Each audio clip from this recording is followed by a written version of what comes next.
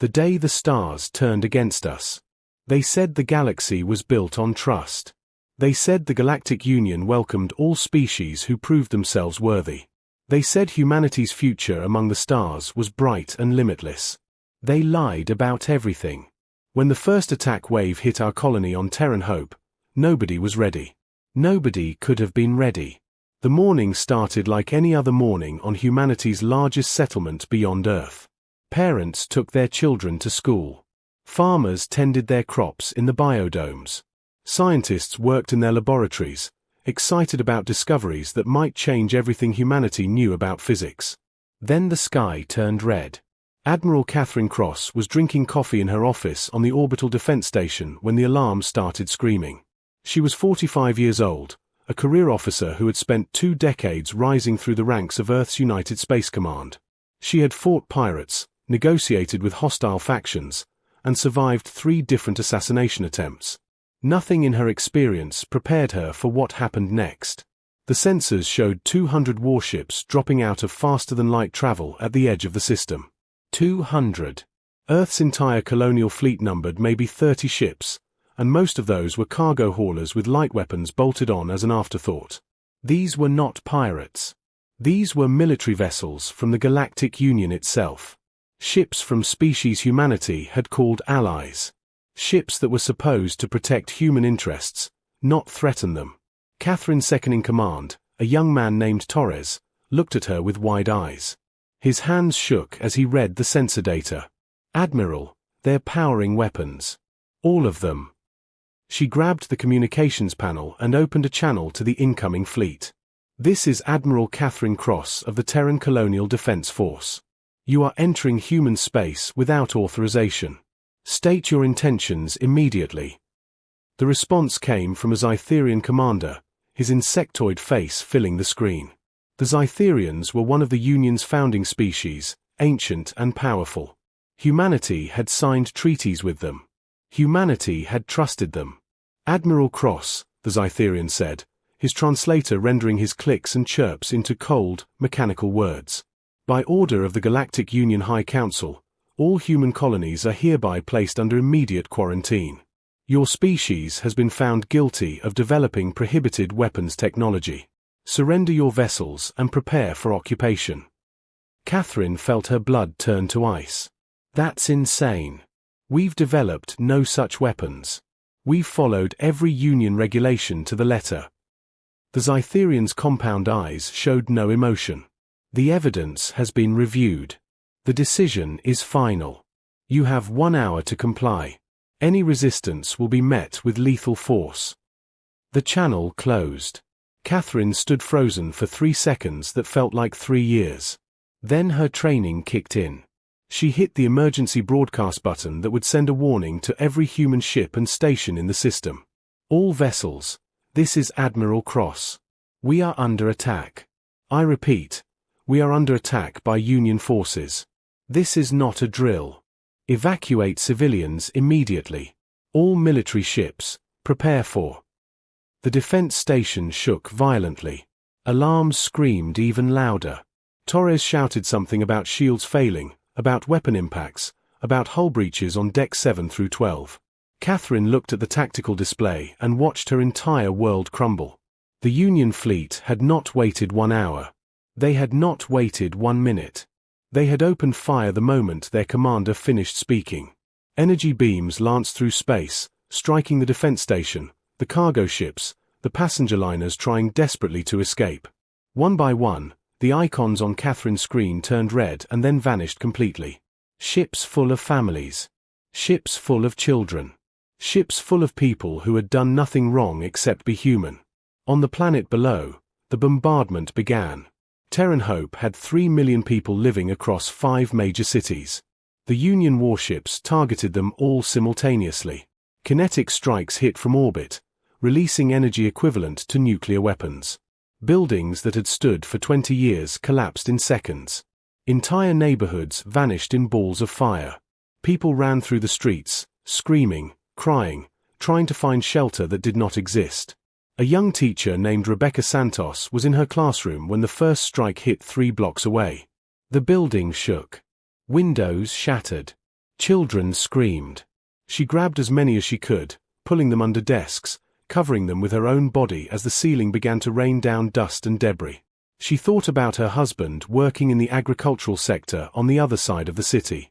She thought about her parents back on Earth who had begged her not to come to this colony. She thought about how she would never see any of them again. The second strike hit her school directly. Rebecca Santos and 23 children aged 7 to 9 ceased to exist in less than a second. Across Terran Hope, the same scene repeated itself thousands of times. Millions of times. The Union fleet showed no mercy. Their orders were clear. Contain the human threat by any means necessary. Civilian populations were acceptable casualties. In fact, they were preferable. Dead humans could not build weapons. Dead humans could not spread. Dead humans were safe humans. Catherine Cross watched it all from her dying station. She watched the cities burn. She watched the evacuation ships get picked off one by one. She watched humanity's dream of living among the stars turn into humanity's worst nightmare. Torres was dead now. Most of her crew was dead. The station was losing atmosphere fast. Catherine had maybe 5 minutes before the life support failed completely. She recorded a final message. Her hands were steady as she spoke. Her voice did not shake. This is Admiral Catherine Cross. Today, the Galactic Union betrayed humanity. They came without warning. They attacked without provocation. They murdered millions of innocent people based on lies. She paused, choosing her next words carefully.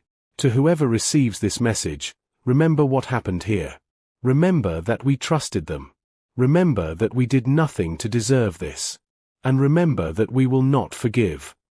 She closed the recording and transmitted it on every frequency she could access, hoping it would reach someone, somewhere who could carry the truth back to Earth. Then Admiral Catherine Cross, veteran of a dozen campaigns and protector of humanity's colonial dream, walked to the station's observation deck. She looked out at the stars she had loved since childhood. The stars that had promised so much. The stars that had delivered only death. The station's power failed. The artificial gravity cut out. Catherine floated in the darkness, watching through the viewport as the last evacuation ship exploded in a brilliant flash of light. 3 million people had lived on Terran Hope that morning. By evening, fewer than 500 survived, scattered refugees fleeing into deep space with nowhere safe to go. The Union fleet moved on to the next colony. And the next. And the next. Humanity had 12 worlds beyond Earth. In 72 hours, humanity would have only one. But the Union made a fatal mistake. They assumed that destroying humanity's colonies would destroy humanity's spirit. They believed that overwhelming force would create permanent submission. They thought that humans would accept their place as a species too dangerous to be free. They had never been more wrong about anything in their million-year history. When the lights went out across the stars, the news reached Earth in fragments. Broken transmissions. Desperate messages. Ships limping into the Sol system with hulls scarred by weapons fire and crews traumatized beyond words. Each arrival brought worse news than the last. New Shanghai, gone. Horizon Colony, destroyed. Kepler Station, wiped out. The names kept coming, each one representing hundreds of thousands of lives snuffed out in the span of hours. President Michael Chen stood in the United Earth Government headquarters and listened to reports that made no sense. His advisors kept using words like unprecedented and unthinkable, but those words felt hollow. What had happened was beyond words entirely. The final count came 3 days after the attacks began. 11 colonies destroyed. 1.8 billion people dead. The 12th colony, a small mining outpost called Refuge, had survived only because it was so remote that the Union fleet had not bothered to travel there.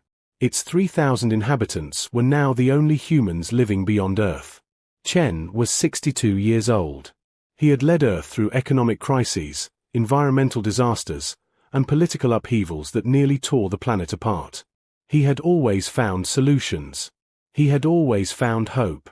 Now, looking at the numbers, he could not find either. His chief military advisor, General Sarah Okoye, stood beside him with her jaw clenched tight. She had lost her sister on New Shanghai. her nieces and nephews, her entire extended family. When she spoke, her voice was cold and empty. The Union fleet has established a blockade around our system. 240 warships, automated defense platforms, sensor grids that can detect anything larger than a shuttle trying to leave. They have trapped us here. Chen closed his eyes. Why? Why would they do this? A new voice answered from the doorway.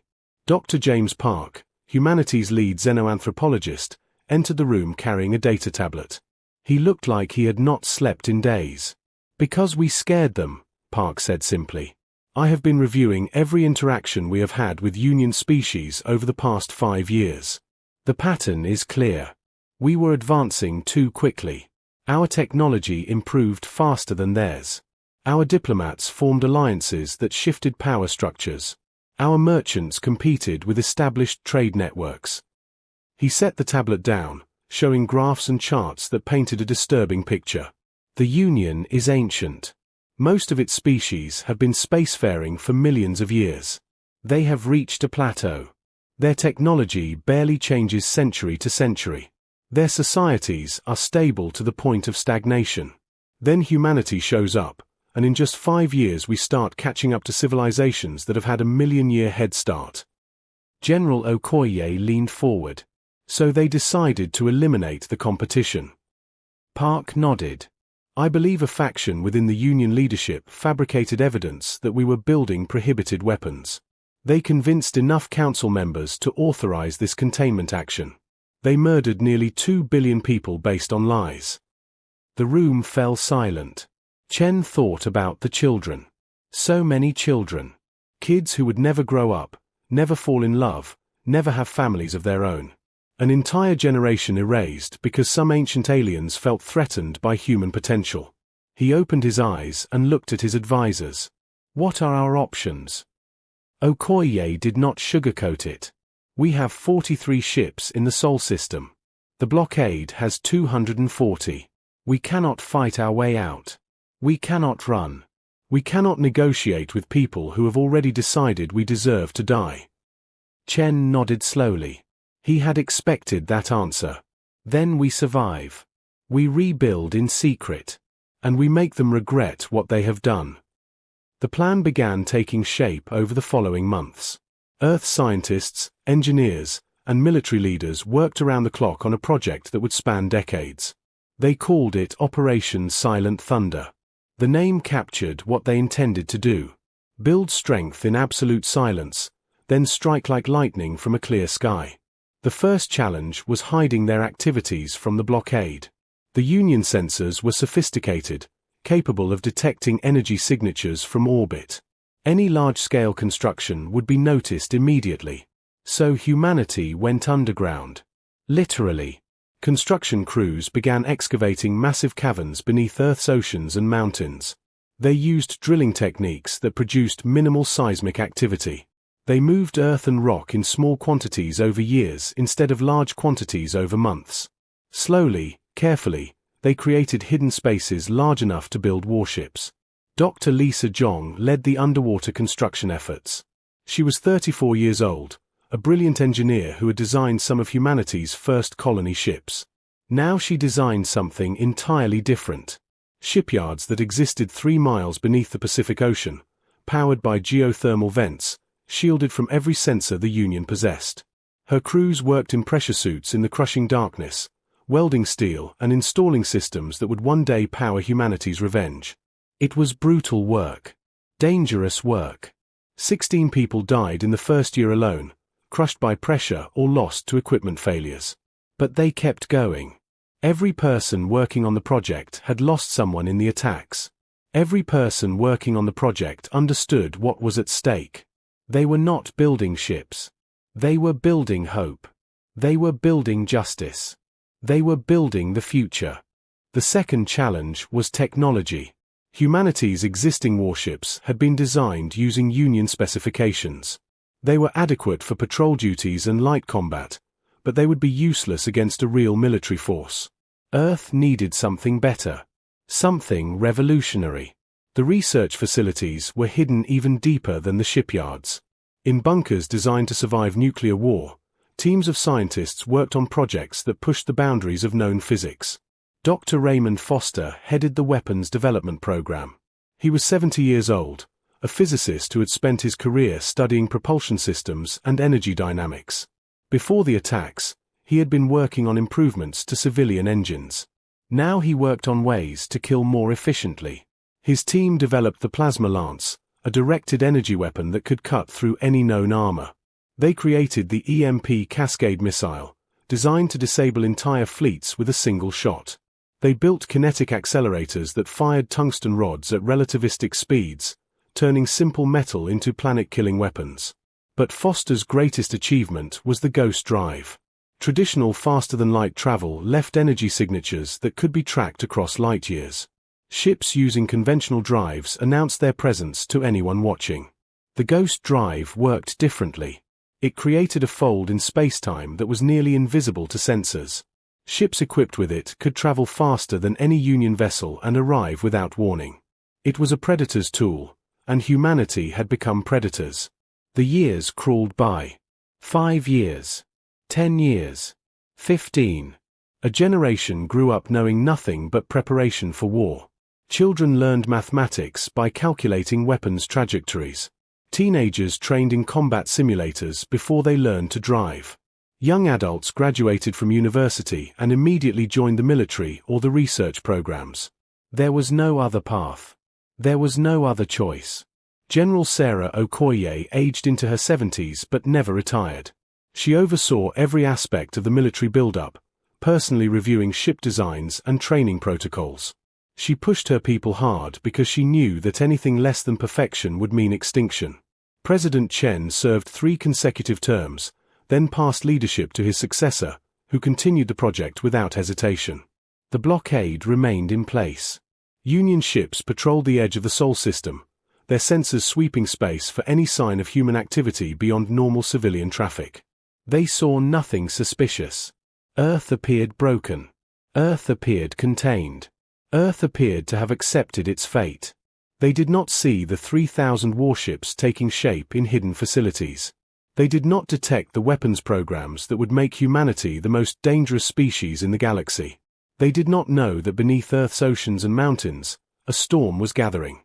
20 years after the betrayal, the first ship of humanity's revenge fleet was completed. They named it Terran Hope Remembered, after the first colony destroyed, after the 3 million people murdered in a single day. General Okoye stood in the underwater shipyard and watched as the vessel powered up for the first time. Its ghost drive hummed with barely contained energy. Its weapon systems glowed with lethal potential. Its hull was painted black as the void itself, designed to absorb sensor sweeps and disappear into space. It was beautiful. It was terrible. It was everything humanity needed it to be. Okoye was 78 years old now. Her hair was completely white. Her body ached with old injuries and older grief. But her eyes were as sharp as ever when she addressed the assembled crew.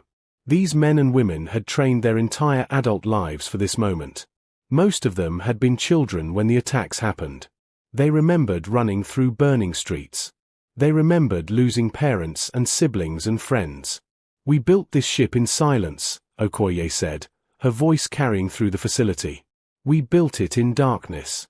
We built it in secret because the galaxy decided we did not deserve to exist."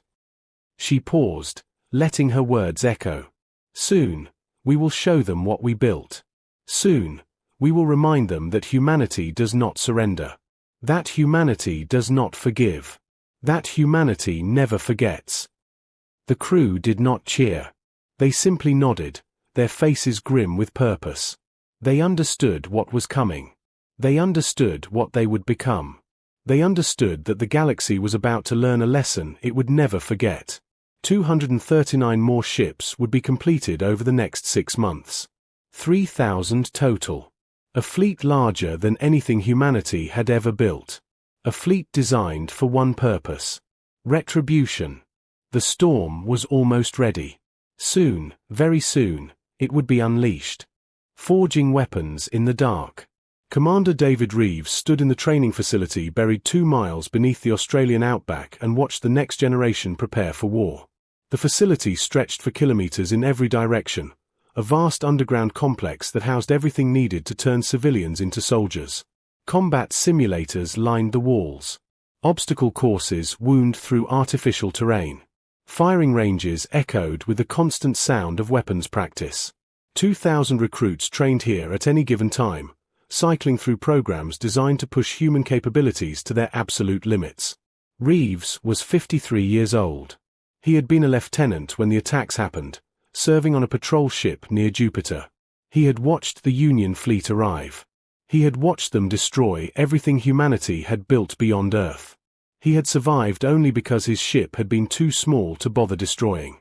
The Union forces had let him live, probably assuming he would carry the message back to Earth. They had been right about that. Wrong about everything else. The recruits in front of him were young, most of them in their early 20s. They had been children when the betrayal happened. They had grown up in a world defined by loss and preparation. They had never known peace. They had never known a time when humanity was welcome among the stars. All they knew was training. All they knew was the mission. Reeves walked among them, watching as they practiced close-quarters combat techniques. Human bodies were fragile compared to most alien species. The Zytherians had exoskeletons that could shrug off small arms fire. The Krell were 8 feet tall with 4 arms and skin like armor plating. The Vexer could breathe in vacuum and see in spectrums humans could not perceive. But humans had advantages too. Humans were adaptable. Humans were creative. And humans, when properly motivated, were absolutely relentless. The training program reflected that. It taught recruits to fight smart rather than strong. To use an enemy's advantages against them. To never quit, never surrender, never stop until the mission was complete or they were dead. A young woman named Private Maria Santos was sparring with an instructor wearing a suit designed to simulate Zytherian physiology. The suit made the instructor larger, stronger, harder to hurt. Santos was losing badly. The instructor knocked her down 3 times in rapid succession. Each time, she got back up. On the 4th engagement, Santos changed tactics. Instead of trying to match the instructor's strength, she targeted joints where the exoskeleton would be weakest. She used speed instead of power. She won through precision rather than force. The instructor went down. Santos stood over him, breathing hard, her face bruised but her eyes burning with determination. Reeves nodded in approval. That was exactly the kind of thinking that would keep humanity alive in the war to come. That was exactly the kind of soldier they needed. After the training session, Reeves gathered the recruits for a briefing. He did not give inspiring speeches. He did not try to fill them with patriotic fervor. They were already committed. They already understood. Instead, he told them the truth. The Union species have been fighting wars for millions of years, Reeves said. They have tactics and strategies refined over countless conflicts. They have technology we are still learning to understand. They have numbers that dwarf anything we can field. He paused, looking each recruit in the eye. But they have a weakness.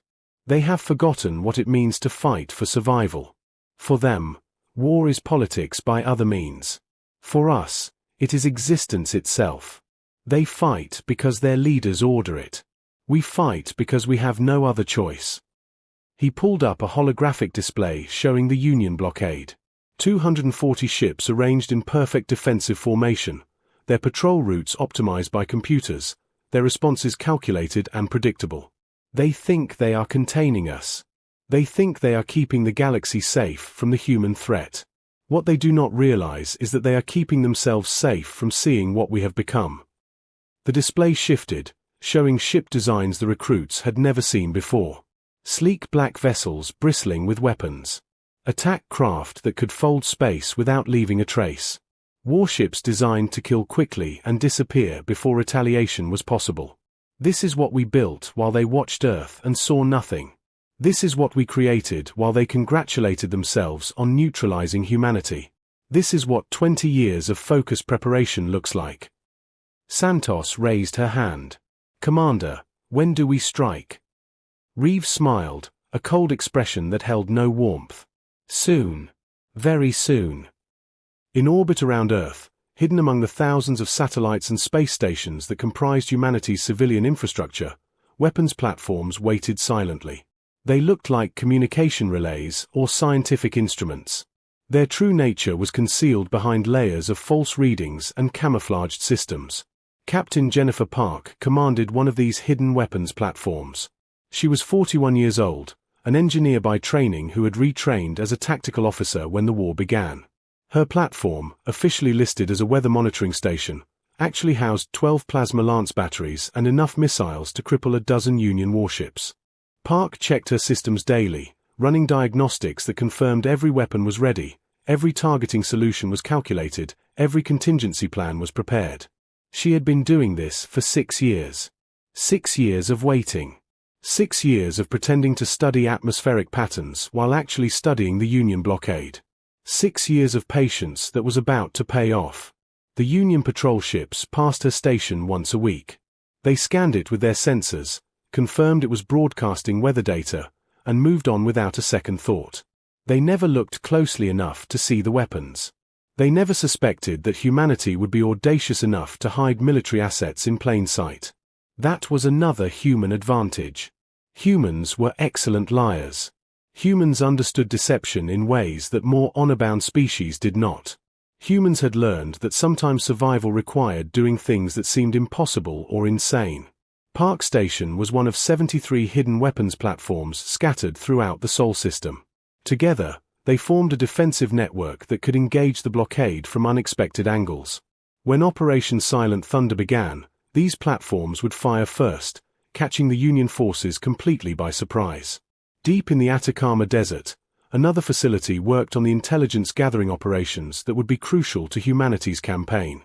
Major Alex Torres led a team of 50 analysts who studied every piece of information about Union species, their military capabilities, their political structures, their cultural weaknesses.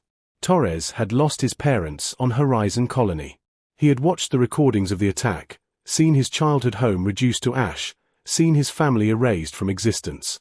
He channeled his grief into his work, becoming the foremost human expert on Union military doctrine.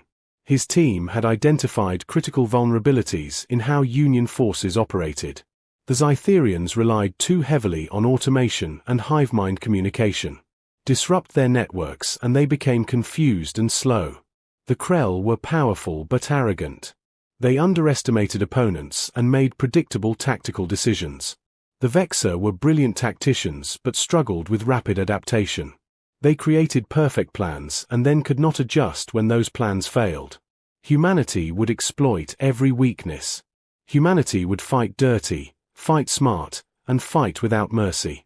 Torres briefed General Okoye regularly, providing updates on Union fleet movements and potential targets for the coming offensive. His recommendations would shape the first strikes of the war. His analysis would determine which colonies to hit, which supply lines to cut, which commanders to eliminate. It was heavy responsibility, but Torres never wavered. Every target he identified, every weakness he exploited, would save human lives and avenge those already lost. In laboratories scattered across Earth, another kind of preparation was underway. Biological warfare was technically prohibited by both human and Union law, but humanity was no longer concerned with Union laws. Dr. Helen Zhao led research into pathogens that could affect specific alien species while leaving humans unharmed. It was delicate work. Alien biology was vastly different from human biology. What sickened one species might be harmless to another. But Zhao's team made progress. They developed a virus that attacked Zytherian respiratory systems. A bacterium that caused neural degradation in Krell. A fungal agent that disrupted Vexer sensory organs. These weapons would not be deployed immediately. They were insurance, contingency plans in case the conventional warfare went badly. But they existed, carefully stored and ready to be weaponized. Humanity was preparing to fight without rules, without limits, without the moral constraints that had defined human warfare for centuries. The Union had taught humanity that lesson when they murdered 2 billion people based on lies. Now humanity would return the lesson with interest. 23 years after the betrayal, General Okoye called a meeting of all senior commanders. They gathered in a secure facility beneath the Himalayas, 50 men and women who would lead humanity's forces in the coming war. Okoye was 81 years old now. She moved slowly, her body failing in ways that medicine could delay but not stop. But her mind remained sharp. Her determination had not wavered for even a single day in 23 years. She stood before the assembled commanders and displayed a simple image. A calendar. A date circled in red. 6 months away. Operation Silent Thunder launches on this date, Okoye said. Every ship will be ready. Every weapon will be armed. Every soldier will be in position. She looked at each commander in turn. We have spent 2 decades preparing for this moment. We have built a fleet in secret. We have trained a generation for war. We have done the impossible because we had no other choice. Her voice hardened. When we strike without warning. We show no mercy. We offer no quarter. We remind the galaxy what happens when you try to exterminate humanity. The commanders nodded. They understood. This would not be a war of conquest. This would not be a war of liberation. This would be a war of retribution, pure and simple. Humanity would make the Union species pay for every life they took. Commander Reeves spoke up. What about civilians? Union colonies have billions of innocent people who had nothing to do with the attacks on us. Okoye's expression did not change. We will avoid civilian targets when possible. But understand this. The Union did not spare our civilians. They murdered children. They burned cities. They showed us exactly how they fight. We will respond in kind. The room fell silent. Some commanders looked uncomfortable with that answer. Others nodded in grim acceptance. All of them understood that humanity had been changed by what happened. The species that had reached for the stars with hope and optimism was gone. In its place was something harder, colder, more dangerous. The Union had created this new humanity. Now they would face the consequences.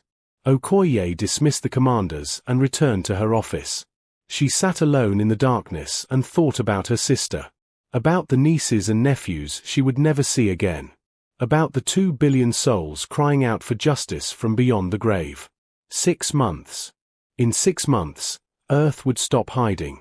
In 6 months, humanity would emerge from the void and show the galaxy what 23 years of focused rage could accomplish. The storm was ready. Now it was time to unleash it. When Earth stopped hiding.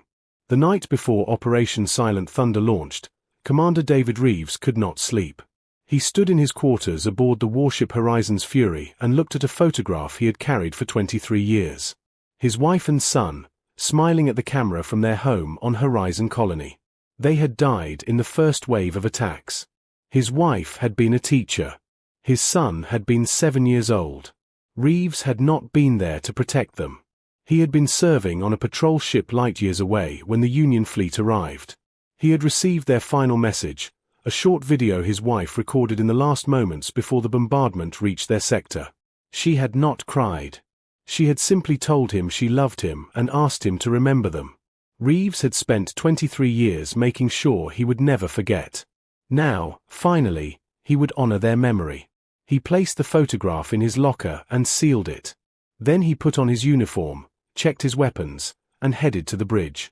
It was time. Across Earth and throughout the Sol system, 3,000 warships prepared for departure. Their crews moved through pre-flight checks with practiced efficiency. Engineers verified that ghost drives were functioning perfectly. Weapons officers armed plasma lances and loaded missile tubes. Tactical teams reviewed their targets one final time. There was no nervousness. No fear. These men and women had trained their entire adult lives for this moment. They were ready. Captain Jennifer Park sat in her hidden weapons platform and watched the Union blockade ship pass by on its weekly patrol. The alien vessel moved slowly, its sensors sweeping space in routine patterns. The crew aboard probably thought this was just another boring assignment. Another day of watching a defeated species that posed no threat. They would realize their mistake in approximately 4 minutes. Park checked the timer. 3 minutes and 45 seconds until synchronized attack. Every human ship, every hidden platform, every prepared asset would strike at exactly the same moment. The Union would have no time to coordinate a response. No time to call for reinforcements. No time to do anything except die. General Sarah Okoye sat in the command center buried deep beneath the Rockies and watched status reports scroll across dozens of screens. Every ship was reporting ready. Every commander was standing by for final authorization. Okoye was 81 years old. She had lived for this moment. She had sacrificed everything for this moment. Her health was failing. Doctors said she had maybe 6 months left before her heart gave out. She would not need 6 months. She would need 6 hours to see the operation begin. After that, younger officers could carry the war forward. She had done her part. She had built the storm. Now it was time to watch it destroy everything the Union had built. Okoye opened a channel that broadcast to every human military asset in the system. Her voice was steady, strong, final. This is General Sarah Okoye to all forces. 23 years ago, the Galactic Union betrayed humanity. They murdered nearly 2 billion of our people based on lies. They destroyed our colonies. They tried to break our spirit. She paused, letting the silence stretch. They failed. We did not break. We did not surrender. We built something they could never imagine. We became something they could never predict. We waited until the moment was right. Another pause.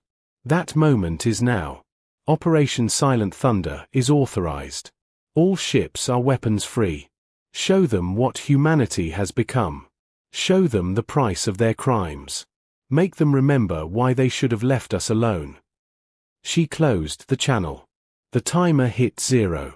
3,000 warships activated their ghost drives simultaneously.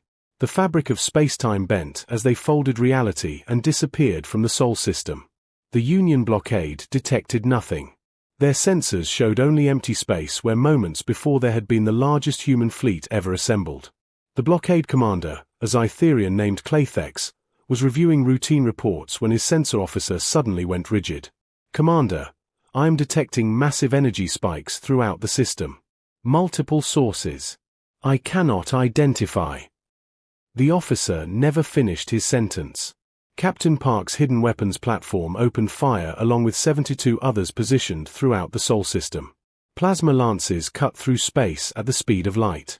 They struck Union warships before those ships even knew they were under attack. Shields collapsed.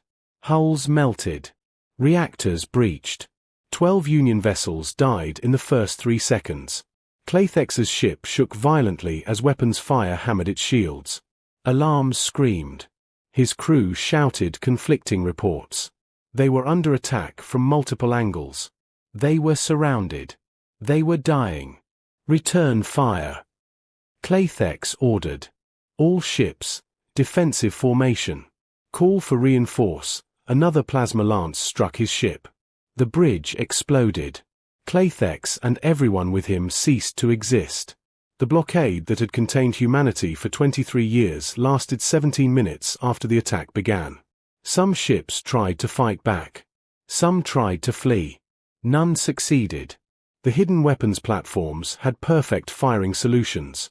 Human ships emerged from their ghost drives directly behind enemy vessels, fired, and vanished again before return fire was possible. It was not a battle. It was an execution. When the last Union ship exploded, the Sol system belonged to humanity once more. Captain Park watched the debris field spreading where the blockade had been and felt nothing. No satisfaction. No joy. Only a cold sense of completion. One step complete. Many more to go. The main fleet was already light years away, traveling faster than any Union ship could match. They moved through space like ghosts, their drives leaving almost no trace. Union sensor networks never saw them coming. The first target was a military installation on the edge of Union space. A fortress station that housed 10,000 troops and served as a logistics hub for 3 sectors. It was heavily defended with overlapping shield generators and automated weapon platforms. It had never been successfully attacked in 500 years. Commander Reeves brought the Horizon's Fury out of fold space 300 kilometers from the station. 200 other human warships appeared with him, their weapons already locked on target. The station's commander was a Krell general named Thorax. He had been eating dinner when the alarms began. He rushed to the command center and stared at the tactical display in disbelief. Where had these ships come from? How had they gotten past the sensor networks?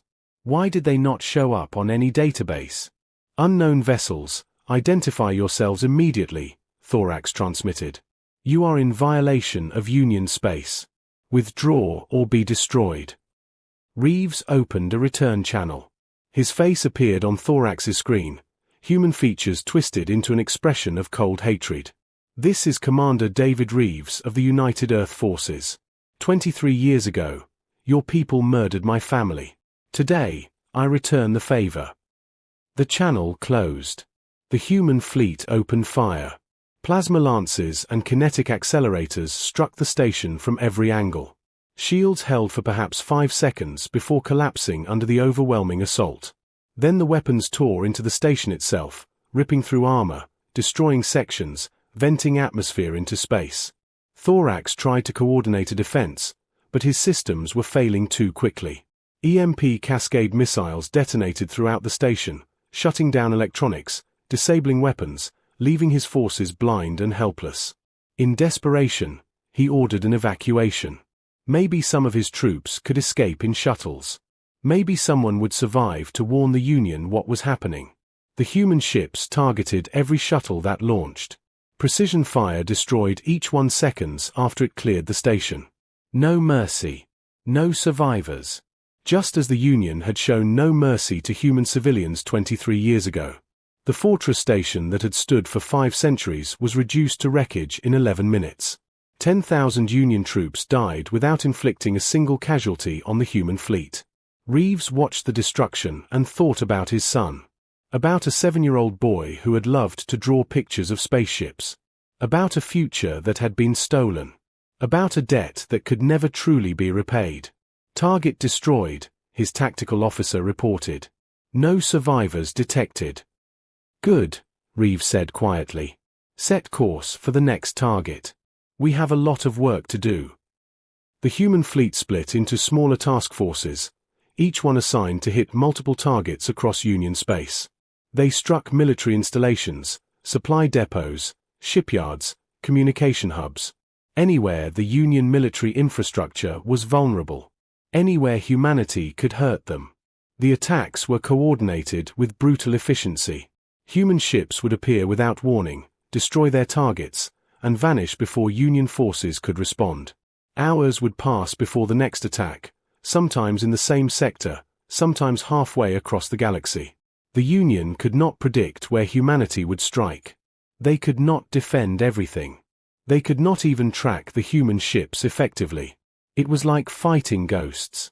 Deadly ghosts that struck with overwhelming force and disappeared into nothing.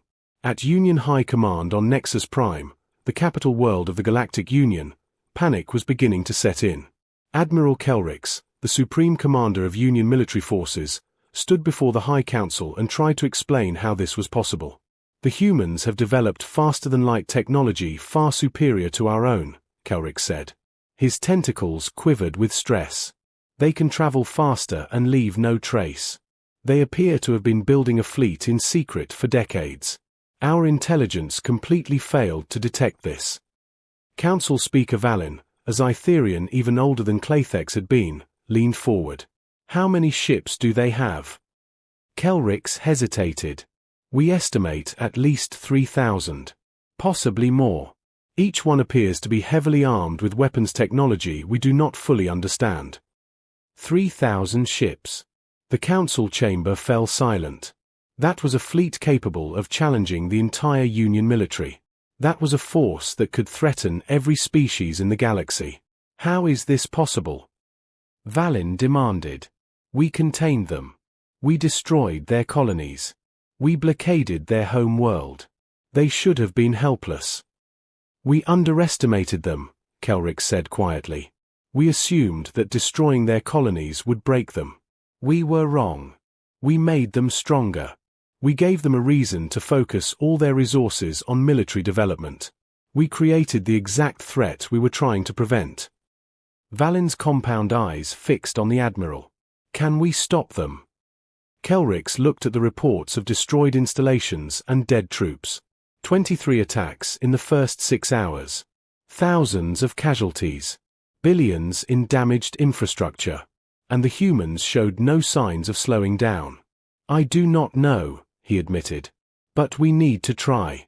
Because if we cannot stop them, they will destroy everything we have built. The council began arguing about strategy and responses. But their voices seemed distant and meaningless.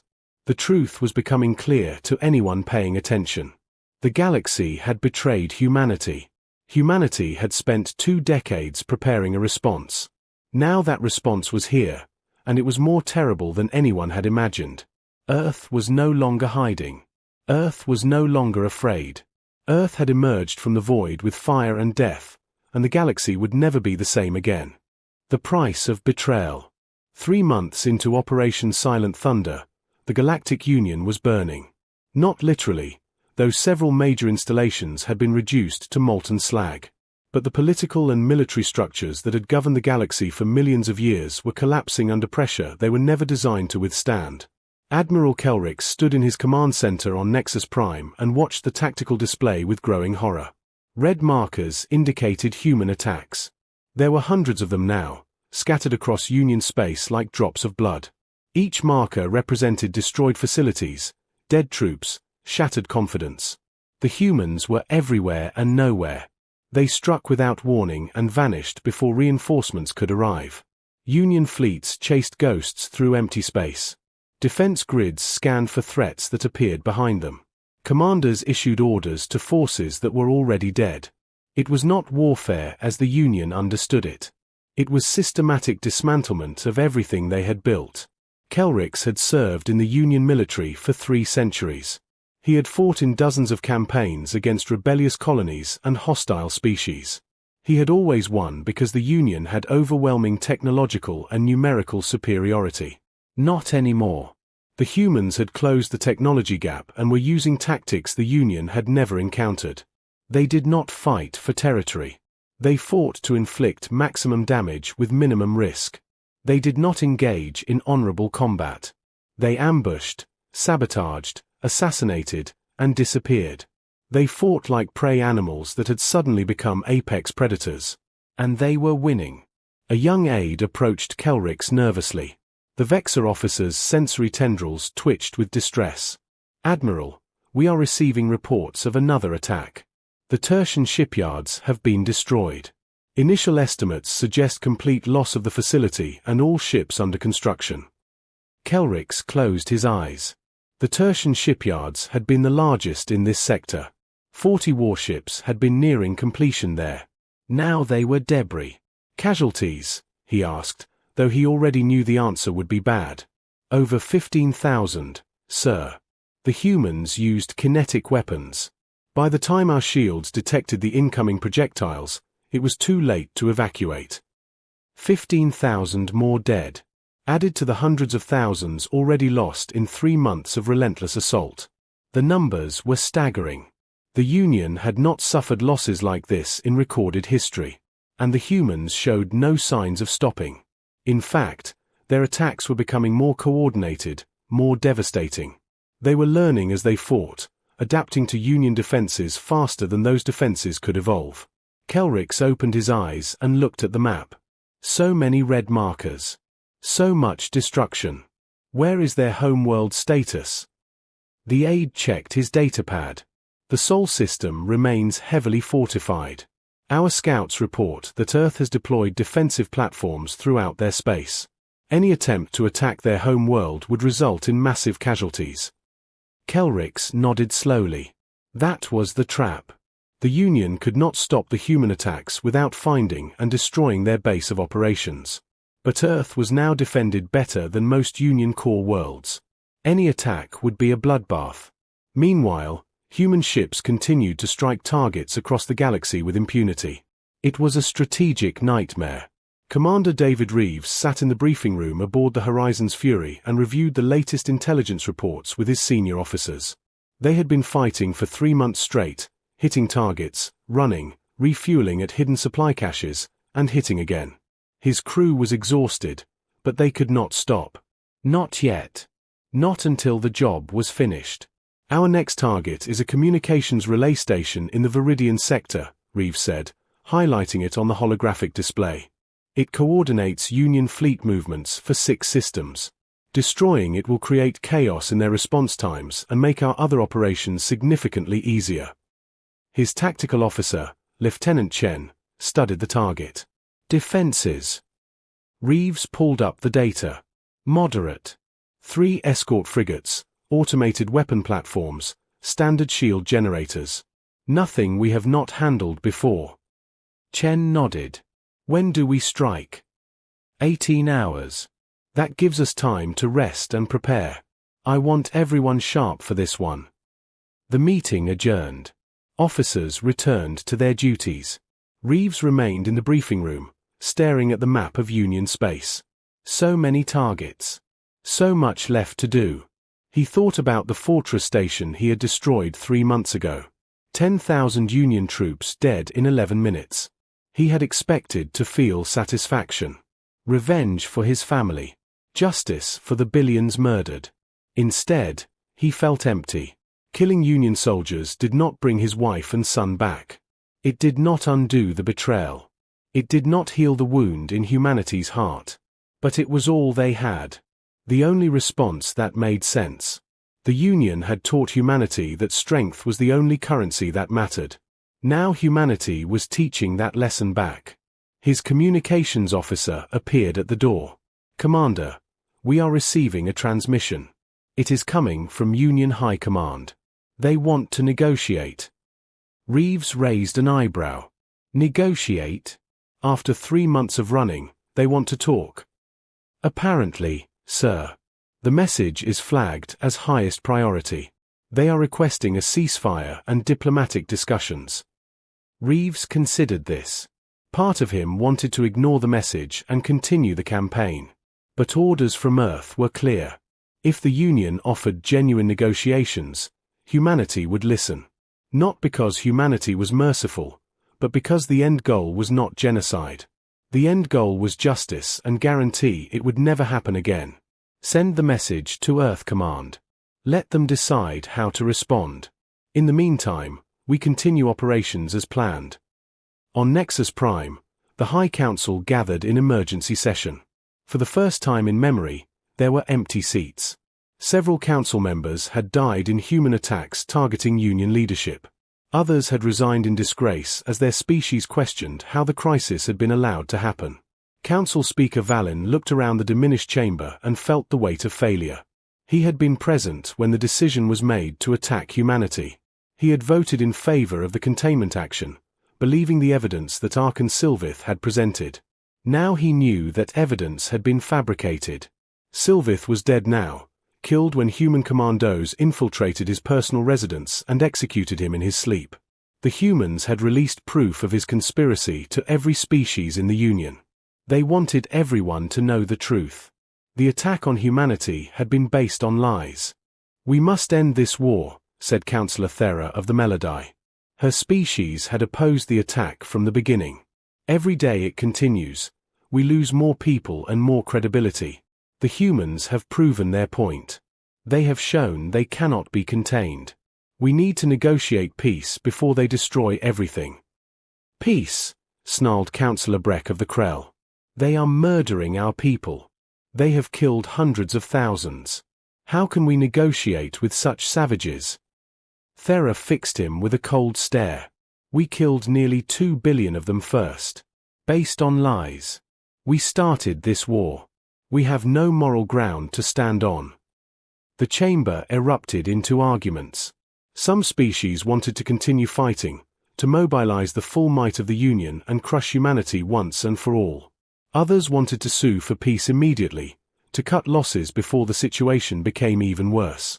Admiral Kelrix listened to the debates with growing frustration.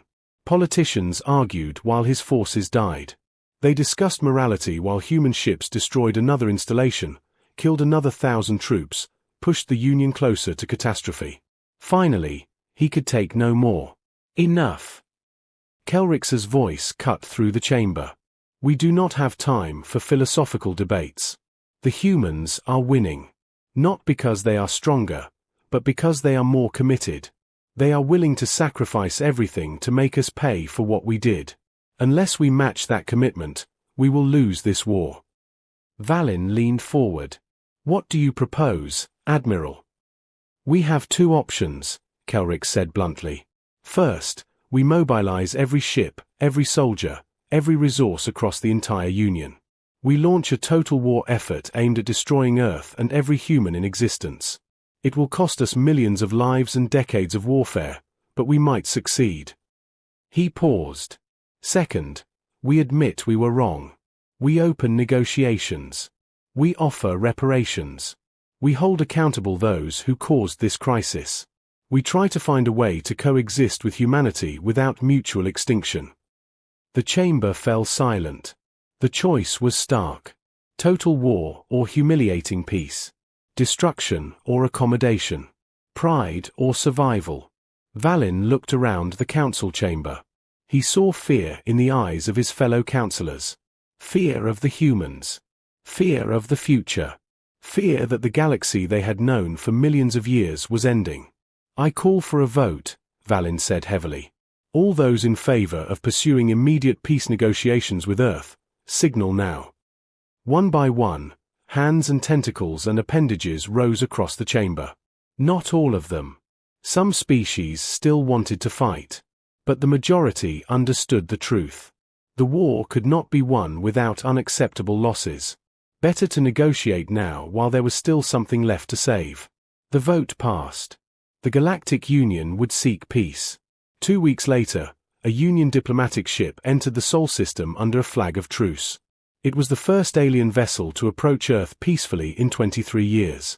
The ship was met by a human escort that guided it to a neutral space station orbiting the Moon. Admiral Kelrix led the Union delegation personally. He had insisted on coming himself, believing that anything less would insult the humans. He needed them to understand that the Union took these negotiations seriously. The human delegation was led by President Elizabeth Warren, who had taken office 5 years earlier with the sole mandate of preparing for this moment. She was 60 years old, a former military officer who had lost her brother on New Shanghai colony. She sat across from Kelrix in a bare conference room and studied the alien admiral with cold eyes. You wanted to talk, Warren said. Talk. Kelrix chose his words carefully. President Warren, on behalf of the Galactic Union High Council, I offer our deepest apologies for the actions taken against humanity 23 years ago. The attack on your colonies was based on false evidence. It was unjust. It was criminal. Those responsible have been held accountable. Warren's expression did not change. Arkan Sylvith was held accountable by human commandos who put 3 bullets in his head. Not by your justice system. Do not pretend you punished anyone. Kelrix inclined his head, accepting the rebuke. You are correct. Our systems failed. We failed. The question now is how we move forward. We move forward by you accepting full responsibility, Warren said. By you paying reparations for every life lost. By you surrendering territory and resources to humanity as compensation. By you living with the knowledge that if you ever threaten us again, we will not show mercy a second time. Kelrix felt his species' natural instinct to resist such demands. The Union did not surrender. The Union did not bow to threats. But the Union also had never faced an opponent like humanity. An opponent that had nothing left to lose and everything to avenge. What are your terms? He asked. Warren slid a data tablet across the table. Read them. Discuss them with your council. You have 72 hours to accept or reject. If you reject, we resume operations. And next time, we target civilian populations the way you targeted ours. Kelrix read through the terms. They were harsh. Territory concessions. Massive reparations. Restrictions on Union military operations near human space. Permanent monitoring to ensure compliance. And most humiliating of all, a formal declaration that the attack on humanity had been genocide and that the Union accepted full legal and moral responsibility. It was everything the Union would have rejected out of pride in any other circumstance. But these were not normal circumstances. Kelrix looked up from the tablet. If we agree to these terms, the attacks stop immediately. Yes, Warren said. We are not monsters, Admiral. We do not kill for pleasure. We kill for justice. Give us justice, and the killing ends. Kelrix stood. I will take your terms to the Council. You will have our answer within 72 hours. The Union delegation returned to their ship and departed. Warren remained in the conference room, staring out at Earth visible through the viewport. Blue and green and beautiful despite everything. She thought about her brother. About the 2 billion souls who would never see peace. About whether any terms could truly balance that scale. General Sarah Okoye's voice came through her communicator. The old general was still alive, though barely.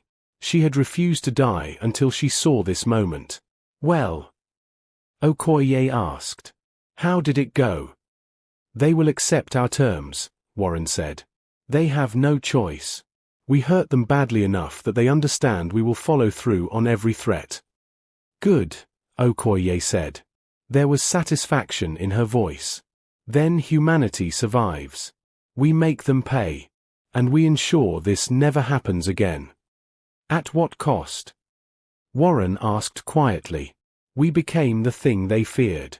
We became the monsters they accused us of being. Okoye was silent for a long moment. When she spoke again, her voice was soft but unwavering. We became what we needed to become to survive. History will judge whether that was right or wrong. But our children will live to see that history. That is what matters. 72 hours later, the Galactic Union accepted humanity's terms. The war ended officially, though tensions would remain for generations. Humanity claimed 6 systems as reparation territory. The Union paid compensation that would fund human rebuilding for a century. And across the galaxy, every species learned a lesson that would never be forgotten. Never threaten humanity's existence. Never assume humans will accept extinction quietly. Never underestimate what humans can accomplish when survival is the only option. Earth emerged from the void stronger than before. Not because of superior technology or numbers, but because humans had proven something the galaxy had forgotten. Some species, when pushed to the brink, do not break. They do not surrender. They adapt. They evolve. They become apex predators. And they never, ever forget. Commander David Reeves stood on the observation deck of the Horizon's Fury and looked out at the stars. The same stars that had promised so much. The same stars that had delivered betrayal and death. The same stars that humanity now claimed by right of survival. He thought about his wife and son. About whether they would be proud of what he had become. About whether any of it mattered. The answer, he decided, was yes. It mattered because humanity still existed. It mattered because 2 billion voices had been answered with justice, terrible as that justice was. It mattered because Earth would never again be helpless among the stars. The storm had passed. The reckoning was complete. And humanity stood blooded but unbroken, ready to face whatever future the galaxy held. They had left humanity to die in the darkness. Humanity had emerged from the void with fire and fury. The galaxy would remember that lesson forever.